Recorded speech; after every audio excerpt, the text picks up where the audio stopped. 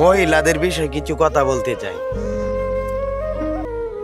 আজকে যদি একটা মহিলা জামার ঘর থেকে গিয়ে অন্যখানে গিয়ে বিয়া বসে, তারপর পাড়ার মহিলারা কি বলে জানেন?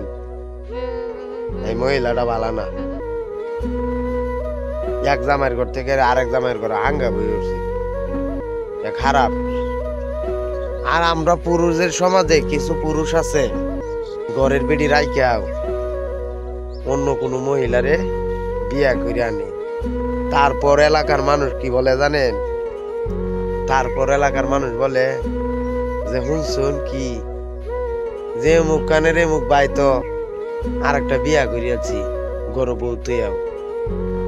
তখন দোষ হয় না, এইটা বিয়া হয়, পুরুষে করলে বিয়া হয়, আর মহিলারা বইলে এটা হাঙ্গা হয়, এটা বালা না।